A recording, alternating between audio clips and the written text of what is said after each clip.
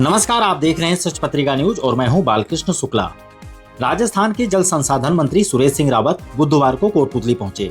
Collectorate में उन्होंने 16 अगस्त को अलवर में गृह मंत्री अमित शाह के दौरे की तैयारियों को लेकर जिला कलेक्टर और एसपी समेत तमाम अधिकारियों की अहम बैठक ली। इसके बाद सच पत्रिका से खास बातचीत में मंत्री ने ईआरसीपी, बुचारा बांध की स्वीकृति और क्षेत्र के विकास पर कई बड़े बयान दिए। देखिए हमारी ये खास रिपोर्ट।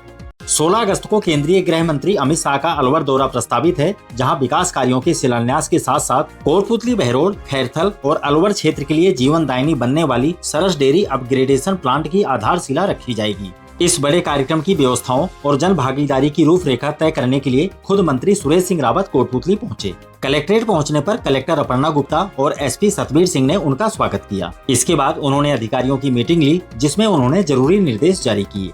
देखिए, 16 तारीख को हमारे केंद्रीय गृह मंत्री आदरणीय अमित शाह जी का अलवर का प्रस्तावित दौरा है। वहाँ पे विभिन्न विकास कार्यों का लोकार्पण और शिलान्यास होना है। इसके अलावा अलवर और खैरथल, हमारा बहरोड, कोटपुतली, इन जिलों के लिए हमारी जो डेयरी है एक जीवनदायिनी के रूप में भविष्य में काम आएगी। और उसका जो एक अपग्रेडेशन का जो प्लांट है उसका भी आधारशिला नींव माननीय केंद्रीय मंत्री जी रखेंगे। उसकी तैयारी के लिए, क्योंकि बड़ा कार्यक्रम है, काफ़ी लोग इसमें शिरकत करेंगे, तो आज क्योंकि मैं इसका रैली का प्रभारी मंत्री हूँ, इस नाते जिला प्रशासन के साथ बैठ के इसकी पूरी रचना करी, क्योंकि यहाँ से काफ़ी लोग भी जाने हैं, प्रशासन की भी अपनी मॉनिटरिंग रहनी है, तो बैठ के आपस में हमने विचार विमर्श किया।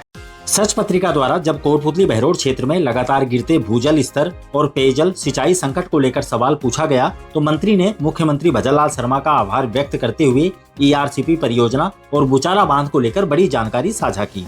देखिए, ऐसा है कि हमारे प्रदेश के यशस्वी मुख्यमंत्री आदरणीय भजनलाल जी का मैं आभार प्रकट करता हूँ, धन्यवाद भी देना चाहता हूँ कि उन्होंने जो हमारा पूरी राजस्थान है, जिसके अंदर ये वाला एरिया भी शामिल है, इनके भी कुछ बांधों को हमने उस परियोजना में जोड़ा है।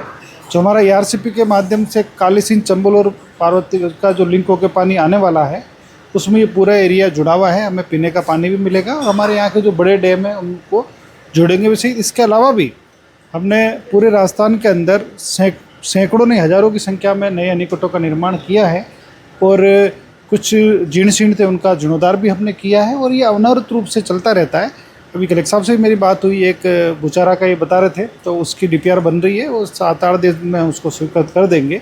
इस तरह के जहाँ भी आवश्यकता रहती है हम वहाँ काम करते हैं। इसके बाद कोटपुतली के नए जिले का दर्जा मिलने के बाद जल संसाधन विभाग में बुनियादी ढांचे की कमी और खाली पड़े पदों के सवाल पर मंत्री रावत ने सरकार की मंशा स्पष्ट की और रोजगार की दिशा में उठाए जा रहे कदमों का ब्यौरा दिया।